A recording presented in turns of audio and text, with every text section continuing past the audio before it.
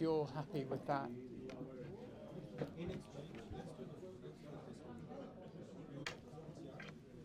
Hi guys, sorry I don't have a coffee mug with me, but I did bring this guy. It's Richard from Studio Underd0g. But how do you say your surname? So it's pronounced, should I take that off you? It's pronounced Bence. So I'll give you one of my business cards. I've even put in brackets, rhymes with fence, so everyone can know. I had the nickname in school, unfortunately, of Fence for a little while off the back of that. Oh dear. But where does that come from? Like, that's not English. No, it's from my dad's side. So it's my grandfather's Polish on my dad's side. So yeah, it's a Polish name. So there you go, Richard Benc. Amazing.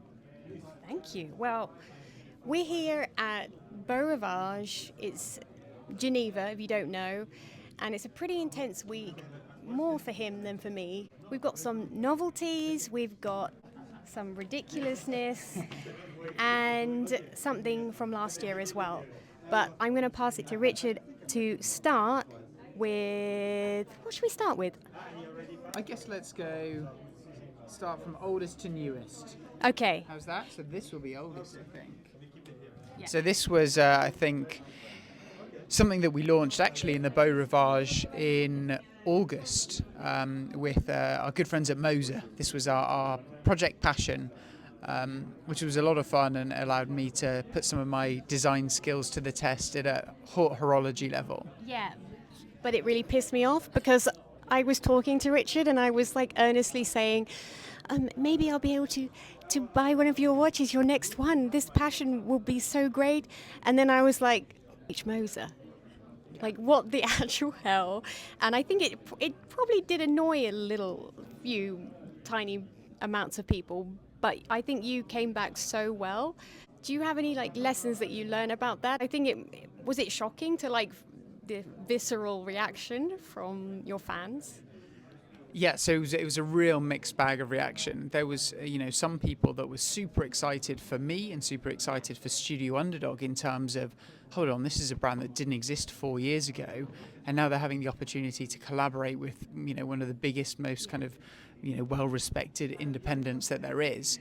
So that was something to be celebrated, but at the same time, it caused a lot of frustration as well to a part of my community where people, obviously could see this, and it's the fact that they were then sold as a set led to the frustration that they weren't able to access it. So close yet so far. Exactly. And part of the challenge was, and part of the learning, as you said, was there any learnings that I took from it, was we built out this campaign that typically when you've got a collaboration between two brands, the first thing the first type of content they post is the two brand logos. So the two brands are working together, and then people sort of discover what the product is. We did something different in terms of we did two standalone campaigns that slowly got closer and closer together between the two brands. But what that meant was, an oversight of mine was, I didn't anticipate the number of people that know and love Studio Underd0g that either might not be aware of Moser or might not be particularly interested. And that clearly led to some frustration. I had customers say, I cancelled my appointments, I booked a meeting room in my office, I was there ready with my credit card to buy the new Studio Underd0g, only to be left disappointed. So yeah, there was a lot of learnings, but overall it's been a kind of a huge success and a real step forward for a small young brand like mine. Yeah, I mean, it's incredible, and it leads me to my next question. Are there any left? So I'm not too sure. I believe they might be all gone. It's as much as I'd love to go, they're all sold out. I think because the distribution is handled by Moser, they have a retailer network. And if a retailer buys a couple of pieces from them, that doesn't necessarily count as sold out, right? Because they might have it in store and to sell it on to their client. But I do believe Moser have been pleasantly surprised as to the level of demand, as much as, look, the vast majority of Studio Underd0g customers are looking for products and interested in products at a more attainable price point. We kind of also wanted to show that part of the Studio Underd0g community are also interested in high horology at a very different price point, which I think we managed to showcase for sure. Yeah, Absolutely. I know from my geekery level, an H. Moser like this is completely unobtainable, but it blows my mind, and it's like something to be admired. And yeah, just because I can't afford it doesn't mean I don't love it. It's the contrary, and I think it's always nice to dream and dream big, right? Because if you hadn't have dreamt to collaborate with them, like, it would never have happened. Like, just yeah, don't ever like limit yourself. For sure. Right? Well, that's something that we've the kind of the feedback that we got, that look, we take a lot of constructive criticism on board, and as I said, there's some really interesting learnings.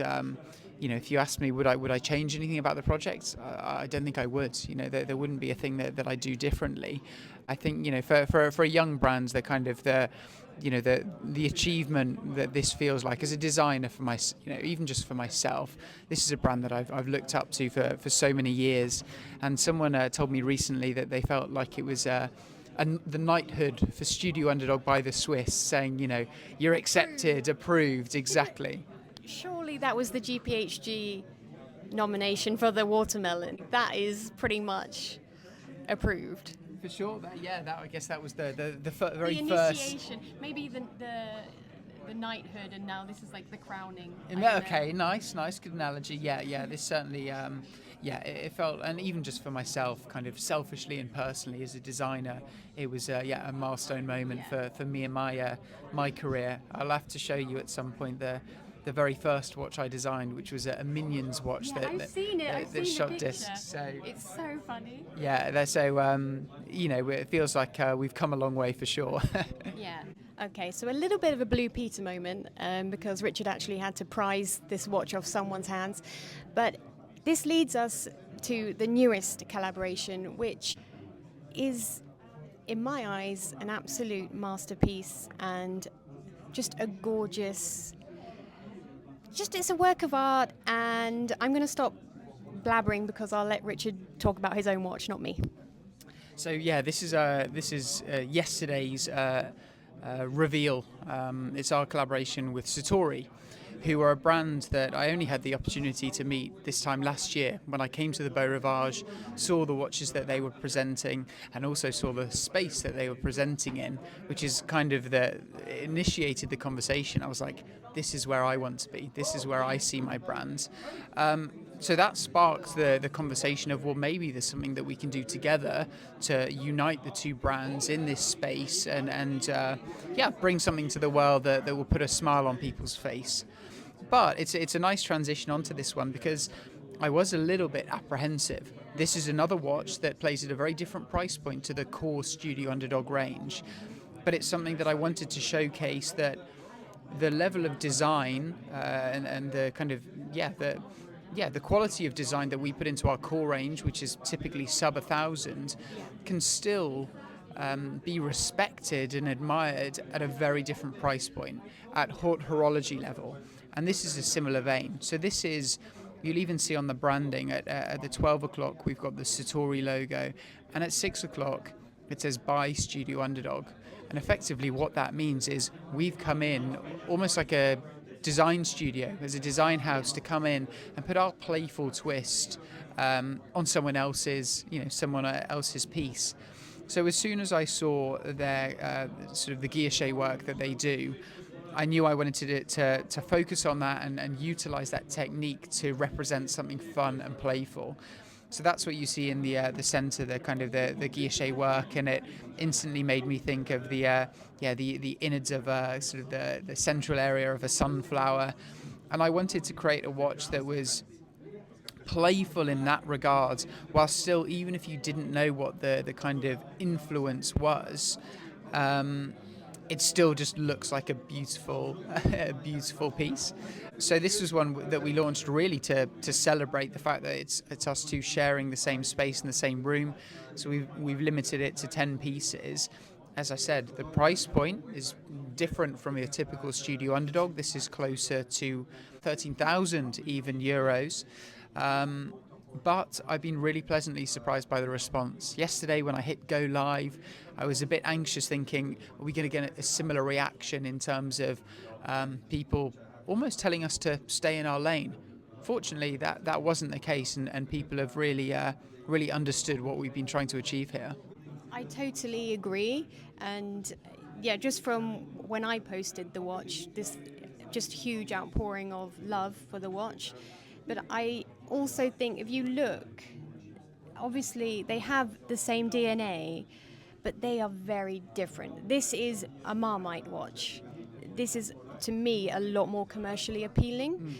And I think a lot more people could imagine themselves wearing it. So I think that helps a lot, just that it is, less of a Marmite watch. Do you agree?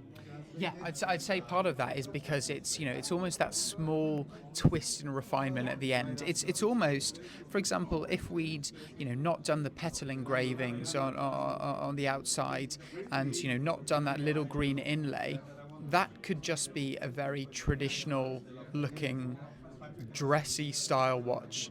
But the fact that we've done some of those very subtle, playful touches, and then called it sunflower and connected it to something that everyone knows and loves, is that just small, playful twist. And sometimes that's all that's required.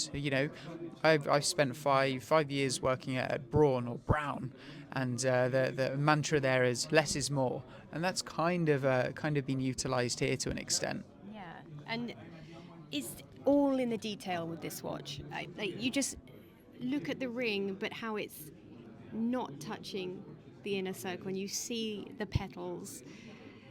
Yeah, like it's one of those that the more you look, the more you find, and they're my favorite kind of watch. It's more storytelling, but for yourself. So yeah, the closer you look, the closer it looks like a sunflower, which is magnificent. And obviously you've got this beautiful manual winding movement, which obviously it's exclusive to Sartory Billard. And it's special. Well done. Like even the strap is just a beautiful colorway. It's not garish, it's just very refined. And yeah, it's definitely, in my opinion, the most refined design that you've done. I'd say refined is the right word to use, in terms of when so many times as part of a kind of design process, if you're taking inspiration or influence from another object, it's so easy to kind of go all in, and effectively it's very easy to fall down the trap of it being gimmicky. It's a very fine line to tread when it's a playful. It's not gimmicky. I appreciate the Studio Underd0g colours that you've rocked up in. But it's a fine line that we tread, and that's part of the process. No matter what it is that we do, even the watermelon, I'd say is yes, it's going to be a more Marmite response in terms of whether people even like those colours or not. But it's still restrained, to an extent. There's still so much of the design process and inspiration is based on watches from the 60s, vintage references, etc. So that's the case. We wanted some restraint here. It's also it's summer vibes as well. It's continuing where you started from, which is a pure summer vibe, but it's more mature. It's like this is the teenager, and this is like the fully fledged parent. It just makes so much sense, and it's magical, and it's just, from a watch geek's point of view, just beautiful to see, like you growing as a company and just like where you're going, and you haven't forgotten your roots. You celebrate your roots. You celebrate your fake watches, which I think that's where we'll segue now, because yesterday when I saw Richard, what he was wearing wasn't one of his watches. It was a fake from AliExpress. I'll give them the honour of calling it a homage. I won't say fake. They've not put Studio Underd0g on the dial, so we'll give them that. Yeah, to round this off, the sunflower. It's so far my mum's favourite watch, and she's quite vocal about what she does and what she doesn't. She wasn't a fan of the pizza. She didn't like that at all. But this, my mum's a beekeeper, so maybe it's the sunflower vibe. So I might have to see if this prototype disappears and ends up on my mum's wrist. We'll see. Yeah, 100%. But no, segueing on. So we've got what looks like a large collection of Studio Underd0g watches here. But it's not exactly, it's all's not exactly as it seems. We've been very privileged and honoured in a way to only be 4 years old and to be setting a trend to an extent. So we've got all sorts of brands here that I've picked up over the last year or so. One of them I actually I headed out to Hong Kong. I had some meetings and was meeting some suppliers and went and picked one up in person. I've probably got the largest collection of Studio Underd0g homages that there is. Most brands would certainly not be presenting these. They'd be throwing them in a drawer, or if not, sending cease and desists to all sorts of folk. Whereas we wanted to kind of celebrate it in a way. And off the back of this, we've kind of got a fun project that's been in the works for a little while. You're talking about Avocado? I hope so, because people have been waiting for that one. Yeah. Oh, that's good to hear. Speaking of... So this is it. So for those that are unfamiliar, about a year ago when we found the very first homage, which is this piece here, a Proxima, they released this watch. It's approximately Studio Underd0g. It is. The influence is pretty clear, don't get me wrong. And alongside, they launched what they call the Avocado. So we've decided that the best thing to do is to get our own back. Rather than sending a cease and desist, we've decided that we'll release an Avocado, taking inspiration from theirs. So that's what we've gone and done. This is So this is the Avocado, and I've got another sample of the guacamole as well. We basically a year ago on social, we put this up as an idea to see what people would make of it, and alongside this, because this actually, unsurprisingly, breaks a lot of the design principles that I have as part of my design process. So we also decided to do guacamole as a sort of a mashup, and one that this is how we'd have done it. And we put them up to a vote to see which people preferred. And, maybe naively, I assumed everyone would love the one that I designed. It was a 50-50 vote right down the middle. So, finally we're going to be launching kind of both of them next month, which I'm excited about. That is so exciting, and I'm sure everyone will be thrilled about it. And is it at the same price point as the normal watermelon mint choc chip? Yeah, so it's part of our 01 series. It's not going to come in as a core collection item. It's going to be something that we launch once, open order window, so it's not limited. We've done quite a few limited runs, even this year through collaboration, the Fears project, the Sartory, the Moser, all limited runs. This is one that we want to make it more readily available. I think the story associated with it is something that I really want to champion and communicate, and I want to make it accessible. But the plan, rather than introducing it as a core item, will be to do an open order for 9 hours, and as soon as that's up, it's discontinued. So anyone that does follow the brand and wants to be involved has ample chance. But then as soon as it's gone, it's discontinued and part of the brand's history from the get-go. Why do you keep stealing my money, Richard? Why? Speaking of which, something that hurts my heart is, I'm sure it hurts a lot of yours too, is the gimlet. Talk about hot watch, and that no one can have unless you went to British Watchmaker Day.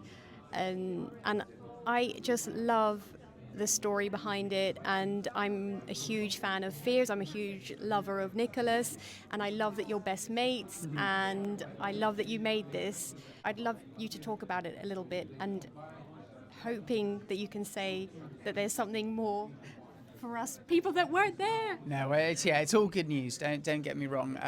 Nicholas is a good friend of mine. He was one of the first couple of hundred people to support my crowdfunding campaign back in the day. He, before I knew who he was and before he knew who I was, he was there supporting the brand. From the outset, I was then kind of picking his brain as someone that had been in the industry, for far longer than I had when I was just starting out. I was trying to learn from him, from anyone that would give me time of day.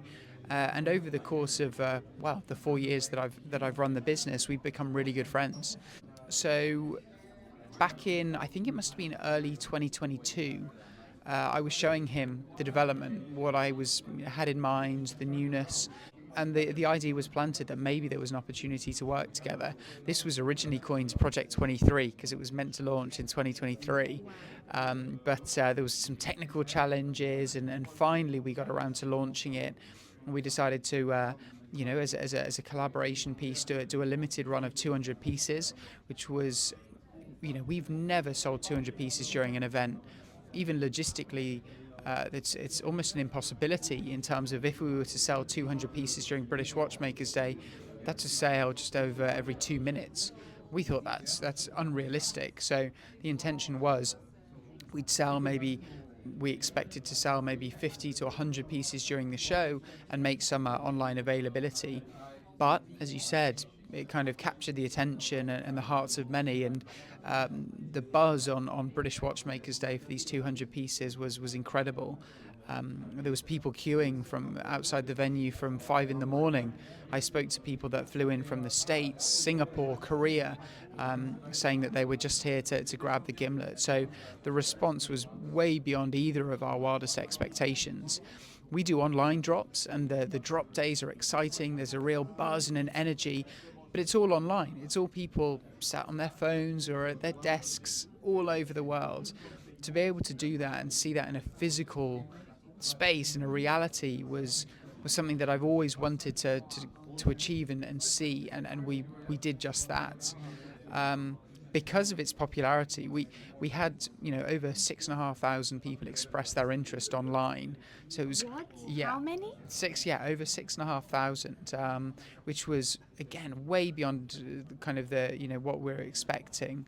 Now we're looking to continue this series. It was originally meant to be just these 200 pieces, but because of the love that it received, we're looking. Whilst we might not be reintroducing the gimlet, we're looking to extend this kind of cocktail collection, which is something that we announced pretty much within 24 hours after British Watchmakers Day. I must say that I am relieved. Let me just take it in. Thank you. I think I can share the sentiment for thousands of people. That is fantastic news. And do you think it would be a kind of permanent thing for you and Fears to have this seasonal cocktail? For me, it makes so much business sense to do it because it's just a fantastic looking watch. It's beautiful, and it's perfectly half and half as well. It really is 50-50, and it's the balance in it is amazing. So yeah, just from like a geeky fangirl thing, like, please do that forever. Well, it's funny, you've mentioned even from a business perspective, whether that's a good business move. So many times, especially when it comes to collaboration, the kind of almost the last thing that I'm thinking is, what's the revenue going to be? What profit can we generate? This was kind of going to be 200 pieces, and the fact that we launched it at British Watchmakers Day, we kind of wanted this to be the star of the show. That was sort of the objective. And so the actual, we also wanted to price it very competitively, which we did. So the honest truth is the amount of profit that it generated isn't huge. The focus was this is brand building, and we were definitely able to achieve that. And the reason we've decided to continue the collection, even though we don't even know what that looks like yet, whether it's something that we do annually, whether it's something that we just do, 2 more colorways to kind of complete a trio. It's still TBC. We've got some ideas, don't get me wrong, but even we don't know what it looks like right now. It was something that has just happened naturally, and that's always the best way for a creative project, rather than setting out with kind of what the end goals are or what we'd like to achieve. Sometimes it's kind of just going with the flow. I enjoy working with Nicholas. He's a good friend of mine. The fact that a project that we worked so hard on together has been so well received, it's just a real privilege, and to allow us to continue developing some more ideas. Do you think there is even a small chance of you starting your own watch brand together? I don't think so. What a kind of a collaborative single brand? I don't think so. I think the time and energy that I spend on Studio Underdog takes more than 24 hours of my day, and I'm pretty confident in saying that Nicholas is very much the same at Fears, and we've produced something that is, as you said, a perfect representation of both our brands. It's got equal amounts of the two brands' DNA together, so it's been a match made in heaven that. As much as we've been so proud of it throughout the 2.5 years plus of development, you have no idea how people react to it until it's out there. So it's impossible to plan for these things sometimes. But one of the benefits of being, a young, agile brand is just that. We can be agile, we can move quickly, we can make decisions. So once we saw the success, the buzz around the brands, the fact that there was a desire for more, we wanted to show that so much of what we do is about community and is about listening to what the enthusiast community wants, and that's why pretty much off the bat, after British Watchmakers Day, we said, look, we hear you, we want to do something that can be celebrated more widely, and the response from that was incredibly positive as well. So such a fun project, and I'm looking forward to seeing what the next iterations look like. Me too. But thank you so much for your time. I really enjoyed it. And I guess that's it. Thanks for watching. Bye.